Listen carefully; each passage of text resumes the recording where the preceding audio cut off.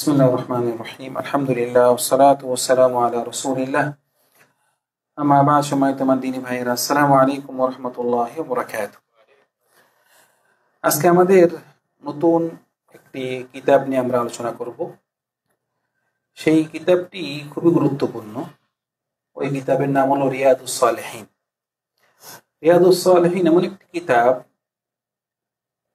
পৃথিবীতে যে সমস্ত কিতাব আছে, বিখ্যাত কিতাব, তার মধ্যে একটি কিতাব হলো রিয়াদুস সালেহিন। আমি আশা করি যে এই কিতাবটি যে লিখেছেন তার ইখলাস খুব বেশি ছিল, সেজন্য এই কিতাবটি প্রত্যেক ঘরে ঘরে এই কিতাবটি আছে।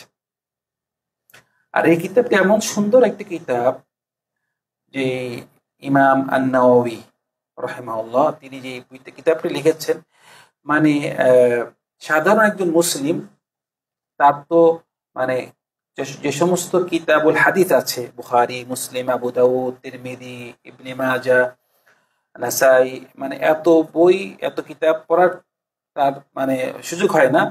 তো উনি কি করেছেন, যে সমস্ত হাদিসের কিতাব আছে, ওই সমস্ত হাদিস থেকে উনি সংক্ষেপে একটাই বই বানিয়েছেন যে একজন মুসলিমের তার জীবনে কি কি প্রয়োজন আছে, গুরুত্বপূর্ণ হাদিসগুলো উনি কি একটি কিতাবে নিয়ে এসেছেন। খুব সুন্দর একটি কিতাব। উনি এটাকে বিভিন্ন অধ্যায় করেছেন। অধ্যায়ের প্রথমে যে বিষয় নিয়ে আলোচনা করবেন, ওই বিষয়ে কিছু কোরআনের আয়াত আনবেন, তারপরে কি করেন, হাদিসগুলো নিয়ে আসেন। যেমন ধরেন পিতামাতার অনুগত্য, পিতামাতার সাথে ভালো ব্যবহার দেওয়া, এই বিষয় আনার পরে যে সমস্ত আয়াত আছে কোরআনের আয়াত, কয়েকটা কোরআন আয়াত আনবে, তারপরে কি হাদিসগুলো আনবে, এভাবে করে থাকেন আর কি। তো খুব সুন্দর একটি কিতাব। তো আমি মনে করলাম যে আমাদের ভাইদের জন্য এই কিতাবটি উপহার দিব ইনশাআল্লাহ। সবাইকে এই কিতাব সম্পর্কে ইনশাআল্লাহ আলোচনা করে যাব। এই কিতাবটি আমাদের জানি না কয়দিন লাগে, চেষ্টা করবো যত তাড়াতাড়ি সম্ভব শেষ করার জন্য, যেন আমরা এই কিতাবের সাথে আমাদের কাজকর্মর অনেক সম্পর্ক আছে। আমরা হাদিস জানবো এবং সাথে সাথে আমল করতে চেষ্টা করব। তো এই কিতাবটি ব্যাখ্যা করার আগে যে নাকি লিখেছেন ইমাম আন-নাওয়াবী, ওই লেখক সম্পর্কে সংক্ষেপে আজকে ওনার তরজমা একটু আলোচনা করব। তো মনে রাখবেন যে এই রিয়াদুস সালেহিন যে লিখেছেন, উনি আসলে লিখেছেন বলতে উনি এইখানে শুধুমাত্র হাদিসগুলো কি বেছে বেছে হাদিসগুলো কি একসাথে করেছেন। এই একসাথে করাটাও এটা অনেক বড় একটা আমল, অনেক বড় একটি কাজ। তো ওনার এখানে শুধুমাত্র বইয়ের মধ্যে উনি অধ্যায়গুলো বানিয়েছেন এবং কোরআনের হাদিস, কোরআনের আয়াত এবং হাদিসগুলো এনেছেন, খুব সুন্দর করে সাজিয়েছেন। তো যে নাকি এই বইটি লিখেছেন, ওনার নাম হলো, বিখ্যাত হলো ইমাম আন-নাওয়াবী। ইমাম আন-নাওয়াবী, বাংলাতে এটা নাওয়াবী, ওয়াও উচ্চারণ ভালো করে হয় না দেখি, লেখে নওয়াবী, ইমাম আন-নাওয়াবী লেখে এভাবে। তো ইমাম আন-নাওয়াবী তিনি খুব কম বয়স পেয়েছেন, আমার থেকেও ছোট মারা গিয়েছেন, মাত্র 45 বছর বেঁচেছেন। আমার তো 45 হয়ে গিয়েছে। তো 45 বছরে এত বই লিখে গিয়েছেন, ওই বইগুলো দেখারই আমাদের সময় নেই, কিভাবে যে লিখেছেন এতগুলো বই। তো মোটামুটি উনার নাম হলো ইয়াহইয়া। কি নাম? ইয়াহইয়া বিন শারাফ বিন মুররি বিন হাসান বিন হুসাইন বিন মুহাম্মদ বিন জুমা বিন হিজাম। তো উনার নাম ইয়াহইয়া বিন শারাফ, এটা মনে রাখবো, উনার নাম ইয়াহইয়া বিন শারাফ। উনার বয়স মাত্র 45 বছর। উনার জন্ম হয়েছে 631-এ আর উনি ইন্তেকাল করেছেন 676-এ। মাত্র 45 বছরে উনি ইন্তেকাল করেছেন। উনার যে গ্রাম, এটা হলো নাওয়া। নাওয়া থেকে নাওয়াবী, নাওয়া, ওনার জন্ম হয়েছে এখানে নাওয়াতে, কিন্তু উনি বসবাস করতেন দামিশক, সিরিয়াতে। মোটামুটি উনি সিরিয়া থেকে দামিশকে উনি বসবাস করতেন। তো নাওয়া দামিশকের কাছেই। তো উনি দামিশকেই তিনি বসবাস করেছেন। তো উনার জন্ম নামাতে এবং বসবাস ছিল দামিশকে। উনি যে মাযহাবের লোক ছিল শাফিঈ মাযহাব, শাফিঈ মাযহাবে ফিকহি মাযহাবে উনি শাফিঈ ছিলেন। উনার কুনিয়া, উনার উপাধি ছিল আবু জাকারিয়া। কি ছিল? আবু জাকারিয়া উনার উপাধি।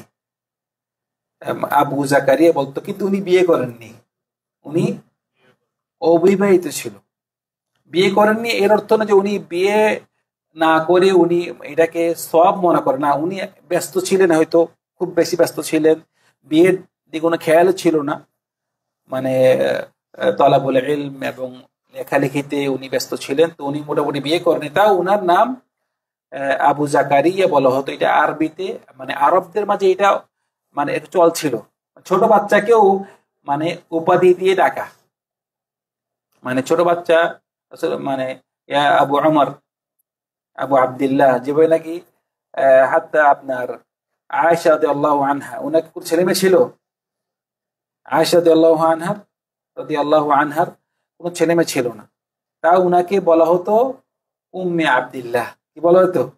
উম্মে আব্দুল্লাহ। মানে এটা আরো আরবিতে, মানে আপনার উপাধি থাকলে আপনার ছেলে মেয়ে থাকতে হবে শর্ত না, ছেলে মেয়ে থাকা ছাড়াও মানে উপাধি দেওয়া যায় আর কি। তো উনার উপাধি ছিল আবু জাকারিয়া ইয়াহইয়া বিন শারাফ। এটা মনে রাখবেন, আবু জাকারিয়া ইয়াহইয়া বিন শারাফ। উনার জন্ম 601 আপনার 31, আর উনার মৃত্যু হলো 676, বয়স 45 বছর। তো উনি অনেক বই লিখে গিয়েছেন, অনেক বই। তার মধ্যে সবচেয়ে বিখ্যাত যে বইটি, সেটি হলো রিয়াদুস সালেহিন, খুব বিখ্যাত বই, এটা আমরা পড়াবো ইনশাআল্লাহ। আরো অনেক বই রেখে গেছেন। আমরা এই আমাদের জামিয়াতে ওনার ছোট্ট একটি বই পড়িয়েছিলাম, ঠিক আছে না? নাম কি ছিল? আল আরবাঈন আন-নওয়িয়্যা। আল আরবাঈন ওনার নামেই ছিল বইটি, আল আরবাঈন আন-নওয়িয়্যা। এই 40টি হাদিস, ওইটি মানে এই রিয়াদুস সালেহিন থেকে নেওয়া, মানে খুবই গুরুত্বপূর্ণ হাদিস। আল আরবাঈন আন-নওয়িয়্যা খুবই সুন্দর একটি বই, মানে নাম আল আরবাঈন, কিন্তু প্রায় ওখানে 42টি হাদিস ছিল। ওই আবার 42টি হাদিসকে সাথে আবার 10টি হাদিস যোগ করা হয়েছে, 52টা হাদিস। সেখানে আরেকটি বই বানানো হয়েছে জামিউল উলুম ওয়াল হিকাম। ওই 10টি হাদিস আমরা এখানে ব্যাখ্যা করেছি। তো মোটামুটি আমাদের এই ইমাম আন-নওয়ী তিনি যে বইটি লিখেছেন রিয়াদুস সালেহিন, তারপর আরেকটি বই আল আরবাঈন আন-নওয়িয়্যা, আরেকটি বই হলো আত-তিবয়ান, নাম হলো আত-তিবয়ান।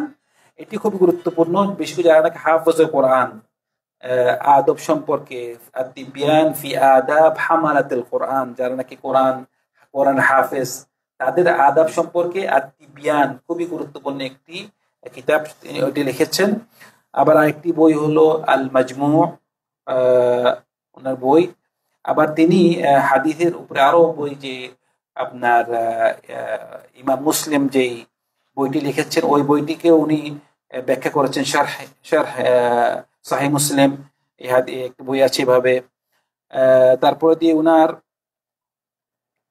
আরেকটি বই হলো যে আল আজকার, মানে আল আজকার, অনেক সুন্দর করে অনেকগুলো আজকার, যে আমাদের একজন মুসলিমের তার জীবনে জন্ম থেকে মৃত্যু পর্যন্ত তাদের বিভিন্ন আজকার আছে, আজকার সম্পর্কে একটা বই লিখেছেন।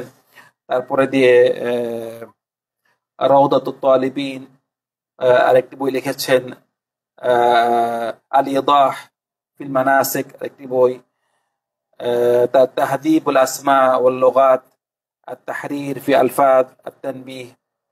তো মোটামুটি অনেকগুলো কিতাব, মানে যে সমস্ত কিতাবগুলো আমাদের মানে পড়ার সময় হচ্ছে না, উনি লিখে গিয়েছেন। আল্লাহ সুবহানাহু ওয়া তাআলা উনাকে জান্নাতুল ফেরদৌস দান করুন, উনার কোনো ভুল থাকলে ভুলগুলো মাফ করে দিন। আল্লাহ সুবহানাহু ওয়া তাআলা আমাদেরকে সবাইকে রিয়াদুস সালেহিন পড়ার এবং আমল করার তৌফিক দান করুন। সাল্লাল্লাহু আলা সাইয়্যিদিনা মুহাম্মদ ওয়া আলা আলিহি ওয়া সাহবিহি আজমাইন। আসসালামু আলাইকুম ওয়া রাহমাতুল্লাহি ওয়া বারাকাতুহু।